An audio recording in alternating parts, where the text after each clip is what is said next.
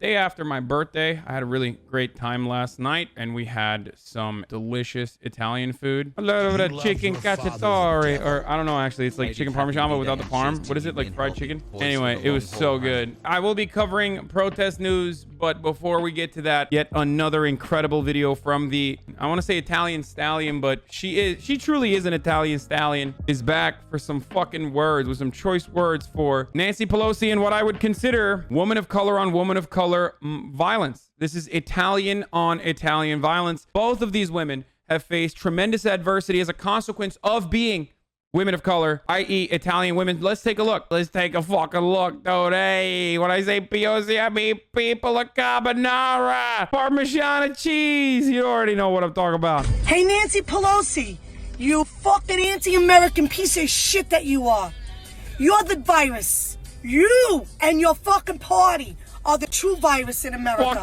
Weren't you the one who brought everybody to Chinatown after Trump banned flights coming in just to prove your point? You dumb, ignorant fucking cunt that you are. Why don't you take a look at your tent? Ooh, she going off, my queen. Right in your own fucking backyard, you fucking worthless, slurring, drunken bitch. Huh? Why don't you do that instead of always bashing the president? Why don't you work with him? Why don't you work with him for the American people? You want to know why you don't? Because you're a power-hungry cunt. That's all you are. You don't give a shit about us. You don't give a shit about Americans. That's the fucking truth. You want to go? Truth for truth? You are anti-American. You and your entire fucking party. Fucking Fuck you. Trump 2020, motherfucker. It's honestly scary. Every time I watch her videos, it's like, I think to myself, first of all, what kind of drip is she working with? Because, like, honestly, she is pretty drippy. Like, she got the Pokemon trainer drip. This one is like video game NPC. She looks like an Uncharted 4 mercenary. She's truly a unique individual because you guys know, like, usually these people, they draw their power from Oakleys, and I do not see an Oakley in sight. So she has reached new levels of power where she doesn't even need the Oakley. She has become the Oakley. I'm always scared. There's a real interesting dynamic to these sorts of videos, these car videos, because unlike a lot of these pussy ass conservatives who do car videos in their driveway very clearly when their car is not even running half the time, she said, fuck that. I'm going to be driving. I'm going to be driving while I scream. While I'm watching it, there is an air of like, will she crash? Because she is losing it. She's not even just like calmly explaining her position. She's fucking losing it. There is no way that she is paying attention to the road, which is fine because absolutely no one, and I mean no one in the tri-state area pays attention to the road anyway. Another key part here though is that what will kill her? Will it be her reckless driving, reckless endangerment, the part that the fact that she's like screaming and not looking at the road while, you know, she is in New Jersey traffic, or just aneurysm? Like an aneurysm, because I've never seen neck muscles so powerful.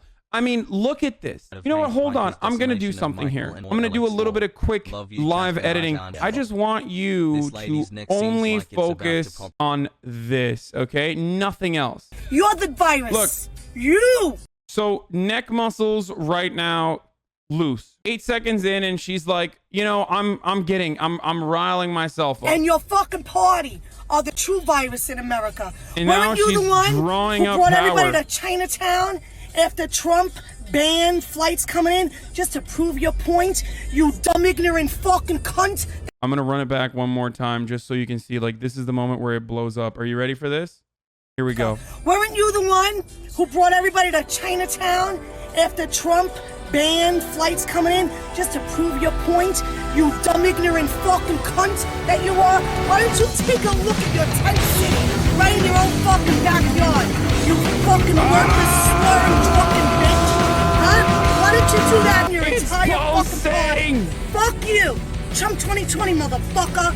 Fuck out of here. It's too powerful. You love your it's just way too powerful. I needed to show you. Fucking forget about it. It's great. I love her so much. She is truly a peach. Okay, so speaking about your obvious racism against white people, now that I have your attention, the spicy Italian you had, was it arrabbiata or are we talking spicy sausage? I had spicy fusilli and it was al dente. It was so good. Oh my God, it was so good. Oof, it was so good. Hey, I'm over here. I'm eating Italian food over here. I forget how good Italian food is, because a big problem with Los Angeles is that not enough Italians moved here. That is 100% the truth. Like, Italians came to America and just literally were like, this is it. Fucking New Jersey, that's as far as we go. And then some of them were like, all right, you know, we can't do the mafia over here. We got to go to Chicago. And then that's it. They never ventured beyond. I don't know why they thought like Chicago is the fucking line, dude. They stopped there. So now in Los Angeles, we suffer and we have no good Italian. Like, we have very little good Italian options. It sucks. They just stayed in Chicago. Some of them went to Vegas, but like,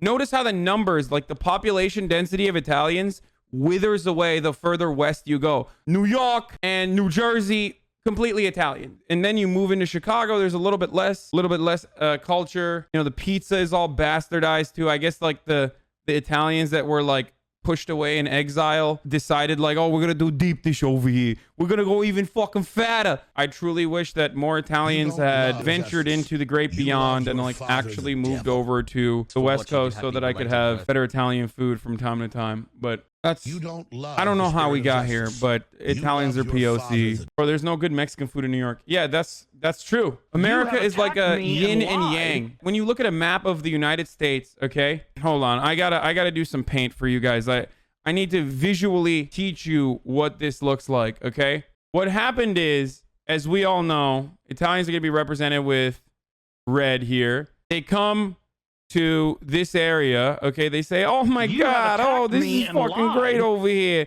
And then they just like grow like a virus, okay? So this entire territory is just like Italian owned land, right? Americans are, of course, originally understandably very xenophobic towards Italians because they were worried. Like, the Italians were basically, they were like the second Christopher Columbus, like doing cultural genocide to the previous ethnicities that had come into that area. They did cultural genocide and like took over, and now everything is Italian in that region, right? That's what the Anglo-Saxons were trying to prevent when they were like, we need to stop Italian culture. It's just not like us. We need to stop. It's going to take over. And they did. So now it's like everyone is Italian in this region, right? It just like spread like a virus.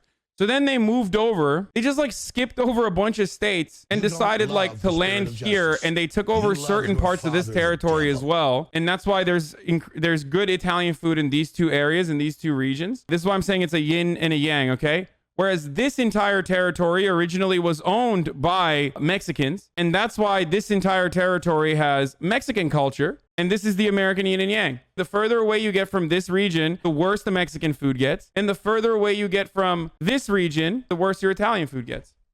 That is the yin and yang of Italian to Mexican. The more Italian your food is, the less Mexican it is. The more Mexican your food is, the less Italian it is. And of course, ironically, these are the only places worth living in America. Everywhere else is complete garbage. And that's precisely why I didn't really mention it. Because who cares about fucking Kansas or Missouri? Sorry if you live there, but that's why it's called flyover states. Because there are only two ethnicities in America: Mexicans and Italians. The rest of it is flyover. No one cares. Pretty much non-existent. Better off that people don't know it exists. There you go. And that's my story about America. And this is Russian territory for murderers and also people that work on oil rigs. And this should be given back to the indigenous population, as I found out after watching one YouTube video. I'm woke on Hawaiian culture now. What about Florida? What? Florida doesn't exist. You know, Americans like to talk about retconning history, envisioning a past where the Confederacy won or you know, the Confederacy was actually honorable or some shit like that. I like to retcon the present and also the past, and imagine a world where Florida does not exist. So when you ask me things about Florida, despite the fact that I live there, it's the first place that I ever lived, I just oftentimes will overlook it and act like it doesn't exist, because it doesn't in my mind. There you go. It looks a lot better. It looks a lot cleaner when you do it like this. Having like a smoother map this way kind of saves America. Reverse Trail of Tears, the white people, you know, put them in Florida, and then take all the border wall here. Take all the border wall here. So that would make like, you know, 4 different layers of wall that we could put just around Florida to really ensure that no one comes out once we push everyone into Florida.